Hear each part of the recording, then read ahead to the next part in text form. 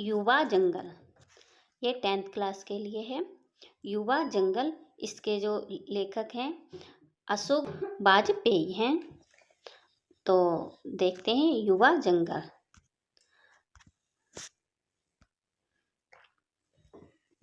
एक युवा जंगल मुझे अपनी हरी उंगलियों से बुलाता है।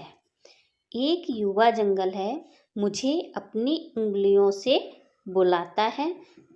तो इसका अर्थ देखते हैं, कवि क्या कहना चाहता है कि, तो इसमें जो लेखक हैं वो क्या कह रहे हैं कि वृक्षों के निरंतर कटाव को देखकर, मतलब वृक्ष जो कट रहे हैं निरंतर, तो वृक्षों में भी हमारी तरह ही जान होती है, मतलब और वो भी युवा होते हैं, मतलब पहले छोटे फिर बड़े फिर बूढ़े।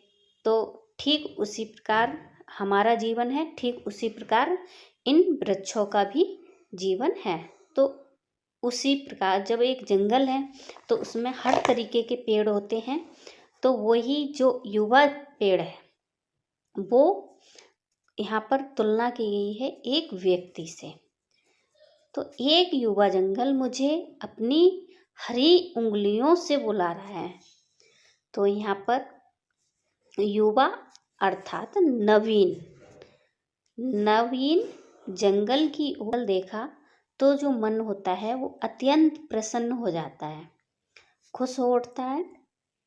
तो वही खुश हो रहा है और वह जंगल स्वयं को आत्मसार कर लेता है, स्वयं को आत्मसार कर लेता है। मेरी शिराओं में हरा रक्त बहने लगा, मतलब कि जो हरी हरी उंगलियां, मतलब जो शाखाएं हैं, शाखाओं रूपी हरी हरी पत्ती रूपी उंगलियां मुझे बुला रही हैं और धीरे धीरे उसकी रंगों में भी लाल रक्त के स्थान पर हरा रक्त बहने लगा है। आँखों में हरी परछाई फिसलती है, आँखों में हरी परछाई फिसलती है। मतलब यहाँ पर जो कवि है वो क्या कह रहा है कि आँखों के सामने जो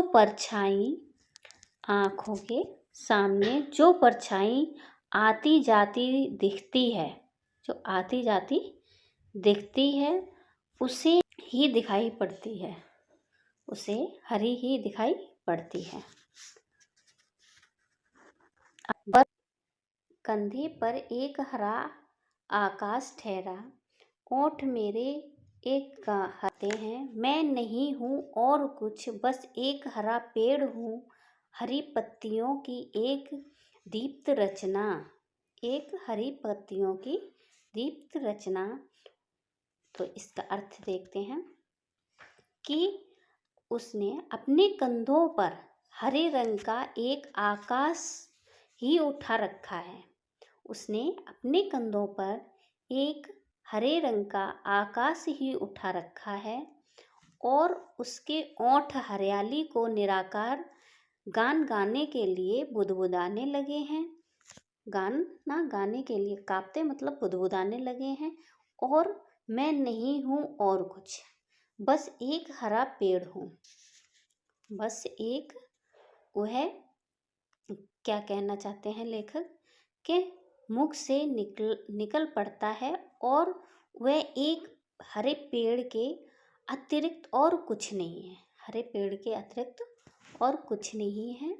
आगे हरी पत्तियों की एक दीप्ति रचना, मतलब हरी पत्तियों से युक्त ईश्वर की एक प्रतिभाशाली रचना है।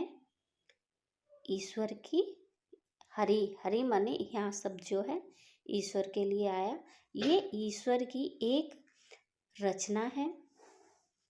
ओ जंगल युवा बुलाते हो आता हूँ, ओ युवा जंगल बुला हूँ, एक हरे वसंत में डूबा हुआ, एक हरे वसंत में डूबा हुआ फूल झरता है, फूल झरता है, फूल शब्द नहीं, बच्चा गेंद उछालता है, नदियों के पार इकलौती है, उसे एक बच्ची, उसे एक बच्ची। तो यहाँ जो कवि है वो क्या कह रहा है कि भाषा ही एकमात्र, भाषा शब्द मतलब भाषा ही एकमात्र अनंत है और अनंत है और फूल वृक्ष से टूटकर पृथ्वी पर गिरते हैं, फूल वृक्ष से टूटकर पृथ्वी पर गिरते हैं और टूटकर बिखर जाती हैं, टूटकर बिखर जाती हैं पंखुड़ियाँ, पंखुड़ियों के समान बिखर जाती हैं। और आगे क्या कहते हैं कि फूल मिट्टी में ही विलीन हो जाता है, फूल जो होता है मिट्टी में ही विलीन हो जाता है। और बूढ़ा गाता है, बूढ़ा गाता है एक पद,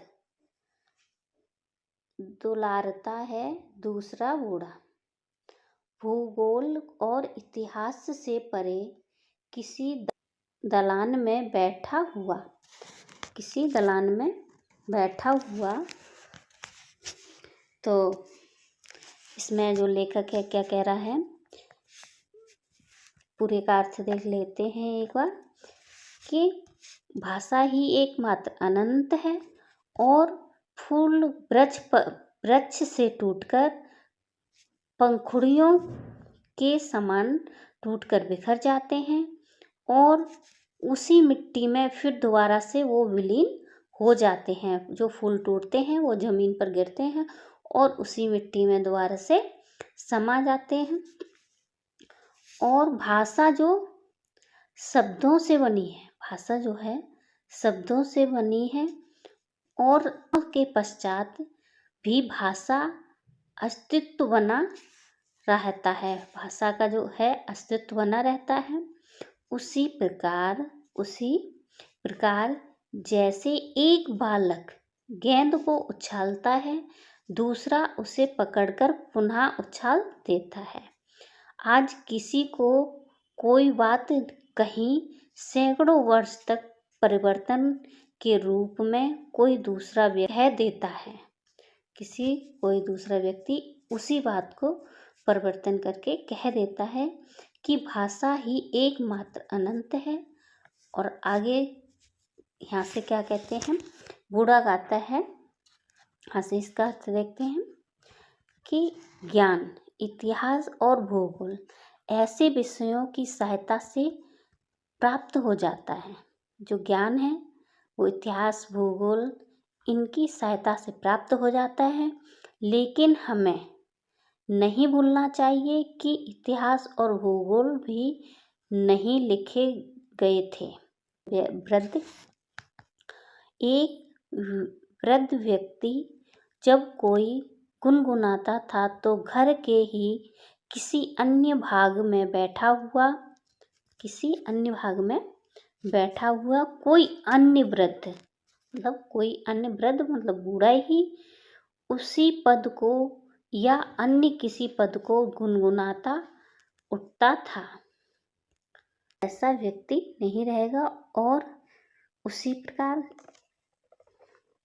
आगे देखते हैं, ना बूढ़ा, ना गेंद, ना फूल, ना दलान रहेंगे, फिर भी शब्द भाषा एकमात्र अनंत, मतलब कुछ भी नहीं रहेगा, फिर भी जो भाषा है हमारी भाषा, न बूढ़ा, न गेंद, न फूल, न दलान फिर रहेंगे, फिर भी शब्द भाषा एकमात्र अनंत है। जो हमारी भाषा है वो एक अनंत है, हमारी भाषा ही रहेगी और बाकी ये सब तो आते जाते रहते हैं। यहाँ पर जो कवि है वो क्या कह रहा है एक बार और देख लेते हैं कि न बच्चा रहेगा न बूढ़ा रहेगा, और क्योंकि बच्चा एक समय अंतराल पर वृद्ध हो जाएगा, बच्चा वृद्ध मतलब बूढ़ा हो जाएगा और वृद्ध जीवन छोड़ चुका होगा। जो बूढ़ा व्यक्ति होगा वो जीवन छोड़ चुका होगा।